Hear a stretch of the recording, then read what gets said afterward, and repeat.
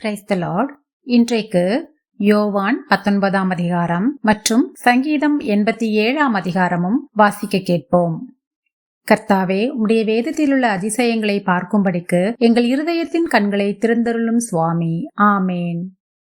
யோவான் 19ஆம் அதிகாரம். அப்பொழுது பிலாத்து இயேசுவை பிடித்து வாரினால் அடிப்பித்தான். போர்ச்சேவகர் முள்ளுகளினால் ஒரு முடியை பின்னி அவர் சிரசின் மேல் வைத்து சிவப்பான ஒரு அங்கியை அவருக்கு உடுத்தி, யூதருடைய ராஜாவே வாழ்க என்று சொல்லி அவரை கையினால் அடித்தார்கள்.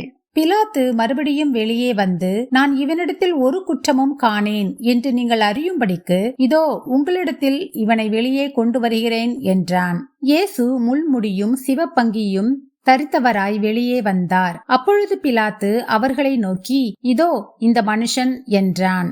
பிரதான ஆசாரியரும் சேவகரும் அவரை கண்டபோது சிலுவையில் அறையும், சிலுவையில் அறையும் என்று சத்தமிட்டார்கள். அதற்கு பிலாத்து, நீங்களே இவனை கொண்டு போய் சிலுவையில் அறையுங்கள், நான் இவனிடத்தில் ஒரு குற்றமும் காணேன் என்றான். யூதர்கள் அவனுக்கு பிரத்யுத்தரமாக, எங்களுக்கு ஒரு நியாய பிரமாணம் உண்டு, இவன் தன்னை தேவனுடைய குமாரன் என்று சொன்னபடியினால் அந்த நியாய பிரமாணத்தின்படியே இவன் சாக வேண்டும் என்றார்கள். பிலாத்து இந்த வார்த்தையை கேட்டபொழுது அதிகமாய் பயந்து மறுபடியும் அரமனைக்குள்ளே போய் இயேசுவை நோக்கி, நீ எங்கே இருந்து வந்தவன் என்றான். அதற்கு இயேசு மாறுத்திரம் ஒன்றும் சொல்லவில்லை. அப்பொழுது பிலாத்து, நீ என்னோடே பேசுகிறதில்லையா? உன்னை சிலுவையில் அறைய எனக்கு அதிகாரம் உண்டென்றும் உன்னை விடுதலை பண்ண எனக்கு அதிகாரம் உண்டென்றும் உனக்கு தெரியாதா என்றான். இயேசு பிரதியுத்தரமாக, பரத்திலிருந்து உமக்கு கொடுக்கப்படாதிருந்தால் என் மேல் உமக்கு ஒரு அதிகாரமும் இராது. ஆனபடியினாலே என்னை உம்மிடத்தில் ஒப்பு கொடுத்தவனுக்கு அதிக பாவம் உண்டு என்றார். அது முதல் பிலாத்து அவரை விடுதலை பண்ண வகை தேடினான். யூதர்கள் அவனை நோக்கி, இவனை விடுதலை பண்ணினால் நீர் ராயனுக்கு சிநேகிதன் அல்ல, தன்னை ராஜாவென்கிறவன் எவனோ அவன் ராயனுக்கு விரோதி என்று சத்தமிட்டார்கள். பிலாத்து இந்த வார்த்தையை கேட்ட பொழுது இயேசுவை வெளியே அழைத்து வந்து தளவரிசைப்படுத்தின மேடை என்றும் எபிரேயு பாஷையிலே கபத்தா என்றும் சொல்லப்பட்ட இடத்திலே நியாயசனத்தின் மேல் உட்கார்ந்தான். அந்த நாள் பஸ்காவுக்கு ஆயத்த நாளும் ஏறக்குறைய 6 மணி நேரமுமாயிருந்தது. அப்பொழுது அவன் யூதர்களை நோக்கி, இதோ உங்கள் ராஜா என்றான். அவர்கள், இவனை அகற்றும், அகற்றும், சிலுவையில் அறையும் என்று சத்தமிட்டார்கள். அதற்கு பிலாத்து, உங்கள் ராஜாவை நான் சிலுவையில் அறையலாமா என்றான். பிரதான ஆசாரியர் பிரதியுத்தரமாக, ராயனே அல்லாமல் எங்களுக்கு வேறே ராஜா இல்லை என்றார்கள். அப்பொழுது அவரை சிலுவையில் அறையும்படிக்கு அவர்களிடத்தில் ஒப்பு கொடுத்தான். அவர்கள் இயேசுவை பிடித்து கொண்டு போனார்கள். அவர் தம்முடைய சிலுவையை சுமந்து கொண்டு எபிரேயு பாஷையிலே கொல்கொதா என்று சொல்லப்படும் கபாலஸ்தலம் என்கிற இடத்திற்கு புறப்பட்டு போனார். அங்கே அவரை சிலுவையில் அறைந்தார்கள். அவரோடே கூட வேறு 2 பேரை 2 பக்கங்களிலும் இயேசுவை நடுவிலுமாக சிலுவைகளில் அறைந்தார்கள். பிலாத்து ஒரு மேல் விலாசத்தை எழுதி சிலுவையின் மேல் போடுவித்தான். அதில் நசரேனாகிய இயேசு யூதருடைய ராஜா என்று எழுதியிருந்தது. இயேசு சிலுவையில் அறையப்பட்ட இடம் நகரத்திற்கு சமீபமாயிருந்தபடியினால் யூதரில் அநேகர் அந்த மேல் விலாசத்தை வாசித்தார்கள். அது எபிரேயு, கிரேக்கு, லத்தீன் பாஷைகளில் எழுதியிருந்தது. அப்பொழுது யூதருடைய பிரதான ஆசாரியர் பிலாத்துவை நோக்கி, யூதருடைய ராஜா என்று நீர் எழுதாமல் தான் யூதருடைய ராஜா என்று அவன் சொன்னதாக எழுதும் என்றார்கள். பிலாத்து பிரதியுத்தரமாக, நான் எழுதினது எழுதினதே என்றான்.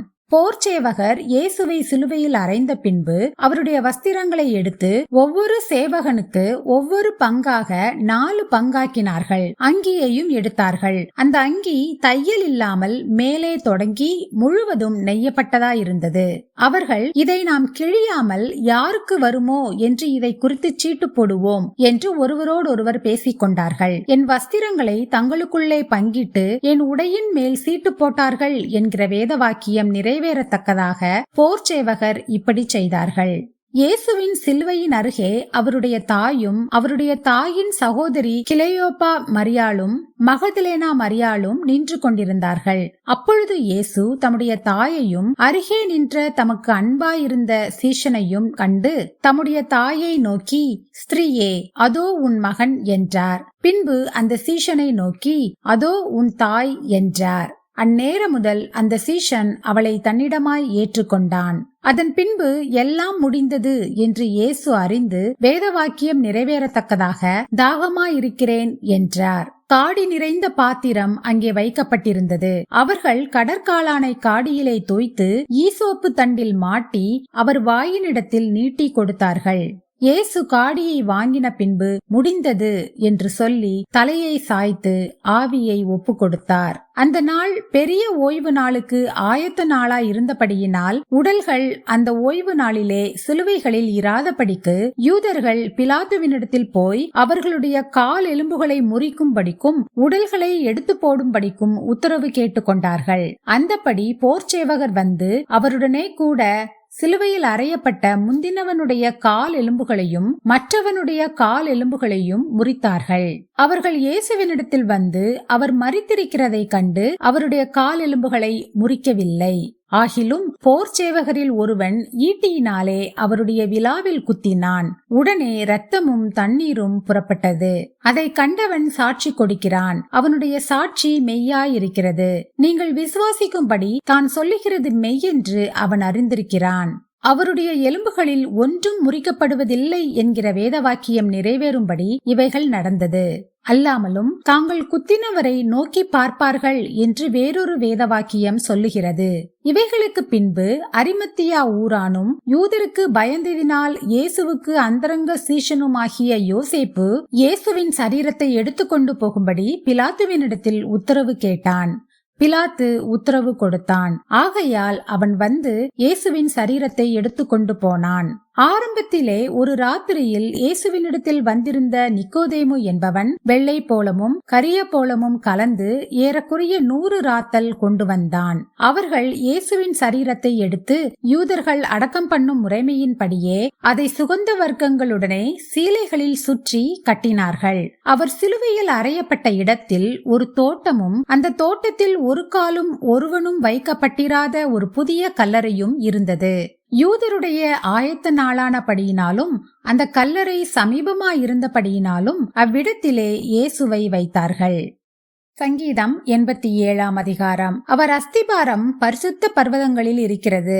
கர்த்தர் யாக்கோபின் வாசஸ்தலங்கள் எல்லாவற்றை பார்க்கிலும் சீயோனின் வாசல்களில் பிரியமாயிருக்கிறார். தேவனுடைய நகரமே, உன்னை குறித்து மகிமையான விசேஷங்கள் வசனிக்கப்படும். என்னை அறிந்தவர்களுக்குள்ளே ராகாபையும் பாபிலோனையும் குறித்து பேசுவேன். இதோ பெலிஸ்தியரிலும் தீரியரிலும் எத்தியோப்பியரிலும் கூட இன்னான் அங்கே பிறந்தான் என்றும் சீயோனை குறித்து இன்னான் இன்னான் அதிலே பிறந்தான் என்றும் சொல்லப்படும். உன்னதமானவர் தாமே அதை ஸ்திரப்படுத்துவார். கர்த்தர் ஜனங்களை பேரெழுதும் போது இன்னான் அதிலே பிறந்தான் என்று அவர்களை தொகையிடுவார். எங்கள் ஊற்றுகளெல்லாம் உன்னில் இருக்கிறது என்று பாடுவாரும் ஆடுவாரும் ஏகமாய் சொல்லுவார்கள்.